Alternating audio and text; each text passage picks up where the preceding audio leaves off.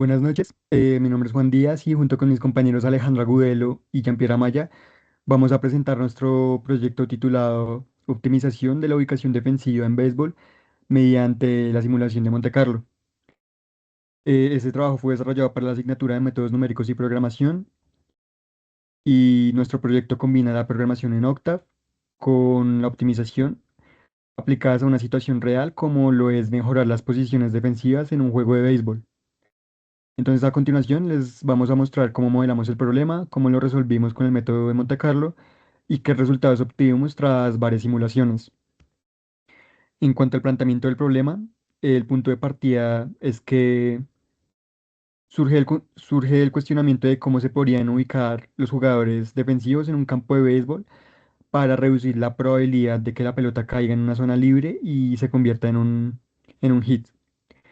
Entonces, para responder a esta pregunta, se construyó un modelo que simula los impactos de las pelotas bateadas, asumiendo una distribución probabilística realista. Entonces, obtenemos que el programa genera muchas pelotas bateadas con distintos ángulos y distancias, como si fueran jugadas reales. Y pues luego evalúa que también los jugadores logran atraparlas dependiendo de la ubicación. Entonces, el objetivo final es encontrar las posiciones óptimas de los jardineros para poder minimizar la probabilidad de que ocurra un hit válido. Ya en la parte de metodología y fundamentos teóricos, obtenemos que para resolver este problema, pues aplicamos el método de simulación, como dije anteriormente, que se basa en generar una gran cantidad de muestras aleatorias para poder estimar resultados promedio. En este caso, pues cada muestra representa una pelota bateada con cierto ángulo y distancia. Luego implementamos una búsqueda heurística local, que esto es una técnica de optimización que ajusta progresivamente las posiciones de los defensores en donde se busca el hit rate, es decir, la tasa de hits válidos. Este modelo calcula cada iteración, la probabilidad promedio de hit según las posiciones de los jugadores. Entonces, combinamos la simulación estadística y la optimización iterativa para que el sistema de forma automática pueda posicionar mejor a los jugadores en el campo. Ya para el código implementado, pues fue desarrollado con GNU Octave, que es el programa que hemos trabajado durante el semestre. Y pues obtenemos una función que genera los datos aleatorios de los batazos, como el ángulo o la distancia de la pelota. Luego otra función es la que evalúa si la pelota sería atrapada o no, según el tiempo que tarda en caer y el tiempo que los jugadores tardan en llegar al punto de impacto. Ya después se ejecuta un bucle de optimización, que es donde el programa prueba distintas configuraciones de posiciones y compara los resultados y pues guarda el que obtiene la menor tasa de hits. Eh, Ya por último, el código genera pues gráficos comparativos y pues mapas de probabilidad que permiten visualizar cómo mejoró la defensa después de la optimización. Eh, en un momento pues esto se les mostrará cuando se corra el código en tiempo real. Por ahora continuamos con los resultados de la simulación. Bueno, en esta diapositiva se pueden ver los resultados de la simulación. En la primera parte del proceso, el modelo comenzó con una tasa de hits inicial de 0.9402, con un pequeño margen de error de más o menos 0.0017. Eso significa que al comienzo el 94% de las pelotas bateadas terminaban siendo hits válidos, es decir, la defensa estaba dejando pasar la mayoría de los batazos. Luego aplicamos nuestro algoritmo de optimización basado en el método Monte Carlo y una búsqueda local. En total, el sistema realizó 19 iteraciones, en las cuales fue ajustando poco a poco las posiciones de los jugadores en el campo. Cada iteración generaba miles de trayectorias aleatorias de la pelota, evaluando si la nueva configuración de los jugadores lograba reducir la cantidad de hits. Después de 19 hits, después de 19 iteraciones, el modelo logró disminuir el hit rate a 0.9334, también con su margen de error correspondiente. Puede parecer una mejora pequeña, de alrededor de 0.7%, pero en un contexto deportivo real, esa diferencia puede representar muchas jugadas salvadas a lo largo de una temporada. Además, es importante tener en cuenta que este resultado se obtiene a través de simulaciones aleatorias, donde el azar tiene un papel grande. pero sin embargo, cuando el modelo se ejecuta varias veces, los resultados tienden a estabilizarse en torno a un valor similar, lo que demuestra que la optimización realmente funciona. Puedes pasar.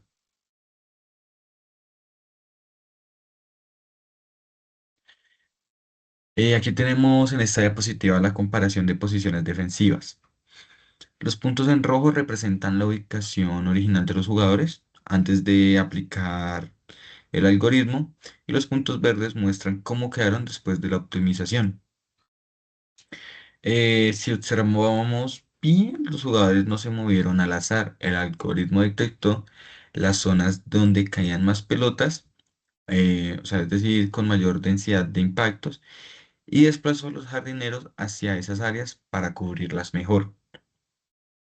Por ejemplo, el jardinero central y el izquierdo se movieron un poco hacia las zonas donde el modelo identificó más frecuencia de batazos. De esta forma, se mejora la probabilidad de atrapar pelotas antes de que caigan sin defensa. Este movimiento de los jugadores es el resultado de una búsqueda heurística local, que significa que el programa prueba pequeñas variaciones en las posiciones y se queda con aquellas que producen una mejora. Si la nueva posición mejora el resultado, se guarda como la mejor configuración. Si no mejora, el programa puede llegar a aceptarla con una baja probabilidad para no quedarse atrapado en una sola solución. Lo interesante de este proceso es que se parece mucho a cómo un entrenador real podría ajustar a sus jugadores en un partido. Solo que esto se hizo en computador basándose en miles de simulaciones matemáticas. Entonces, al final, la comparación de los puntos rojos y verdes demuestra visualmente que el modelo logró encontrar una distribución más inteligente de la defensa. Puedes pasar. Ya por esta distribución espacial del riesgo de hit, las zonas bien cubiertas son las zonas amarillas. No, son las zonas moradas. Y las zonas con mayor riesgo son las zonas amarillas. Antes de la optimización, las zonas amarillas eran más amplias, lo que mostraba que había partes de campo descubiertas. Pero después de aplicar el modelo, esas zonas de riesgo disminuyeron notablemente, lo que indica que la defensa se distribuyó de una forma más equilibrada. Lo que hace que el modelo aquí, lo que hace el modelo aquí es algo parecido al redistribuidor del el riesgo, redistribuir el riesgo, en lugar de tener jugadores amontonados en una sola zona. Los reparte mejor para cubrir las áreas donde las pelotas caen con mayor frecuencia. Así la probabilidad de que una pelota se convierta en hit se reduce en general. Además, este mapa también nos permite visualizar patrones. Por ejemplo, si la mayoría de las pelotas tienden a ir hacia el jardín derecho, el modelo automáticamente ajusta las posiciones para reforzar esa parte. Gracias a este gráfico podemos ver no solo el resultado numérico, sino también entender visualmente cómo se comporta la defensa antes y después de la optimización.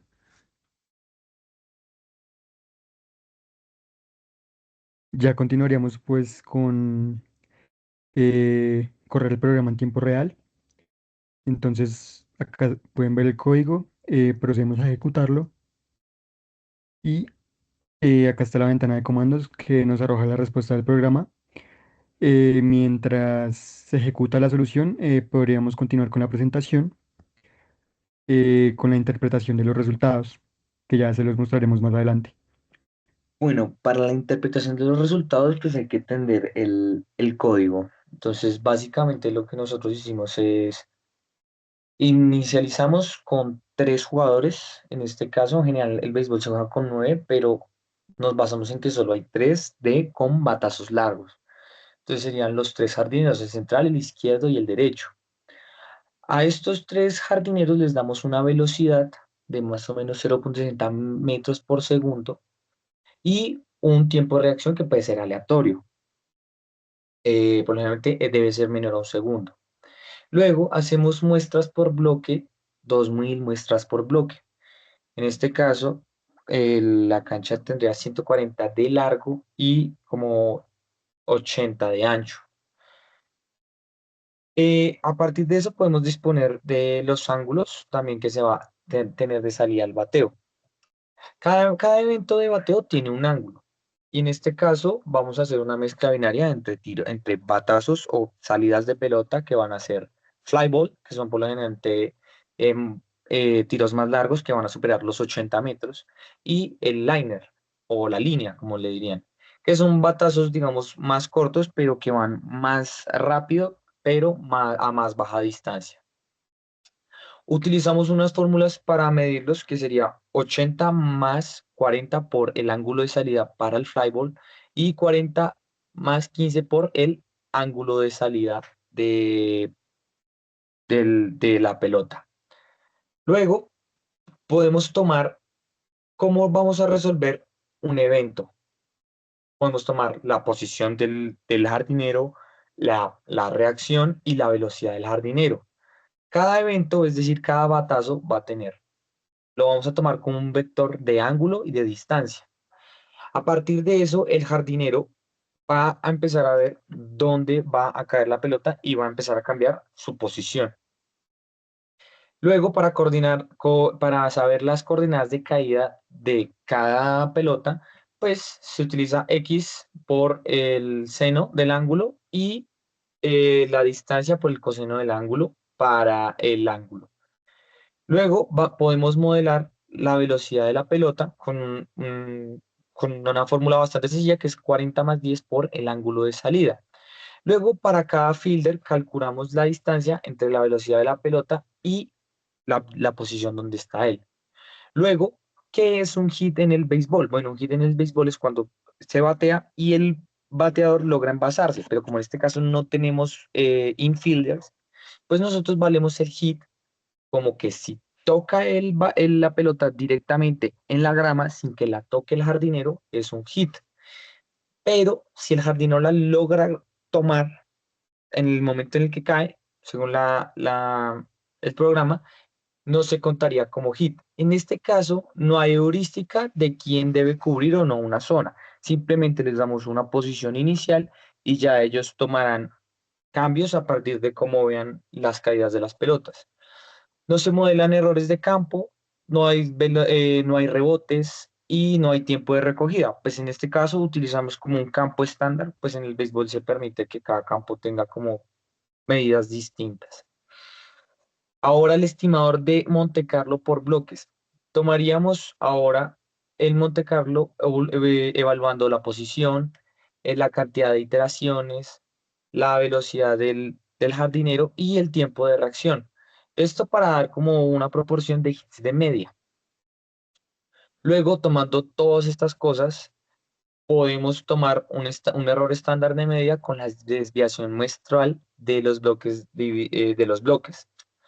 Este método reduce la dependencia de una gran simulación grande, donde se harían un montón de batazos aleatorios, lo cual requeriría pues mucho más hardware y es mucho más barato evaluarlo de esta manera. Luego la tasa de hits inicial, simplemente utilizamos la posición inicial y las trayectorias de las diferentes pelotas de donde cayeron.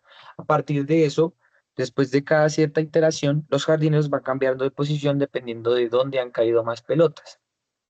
Al final podemos ver que nos dejan esas dos imágenes. Déjame ver los dos plots, por favor. Que este sería el primero, que sería aquí nos daría dos. El primero sería de puntos rojos y verdes, en donde los puntos rojos serían como las posiciones iniciales donde dejaríamos a los jardineros.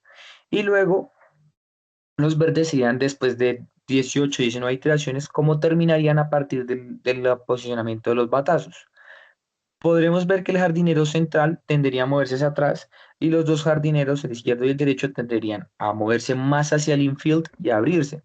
Esto es normal y es un caso que se ha visto en la vida real con formaciones ultradefensivas, en donde pues, ya están bañadas por el tema del espectáculo, pero estadísticamente sí sería la mejor manera de defender batazos largos. Y luego veríamos en el otro plot como una especie de mapa de calor en donde la zona morada sería donde sería más probable que cayeran las pelotas y si vemos tienen bastante correlación con el tema de la posición del jardinero. Y ya, eso sería todo.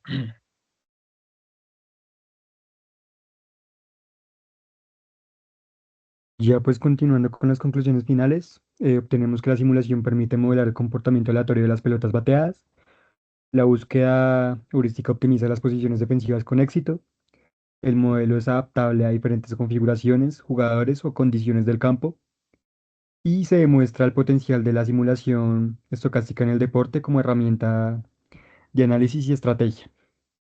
Esto es todo, muchísimas gracias.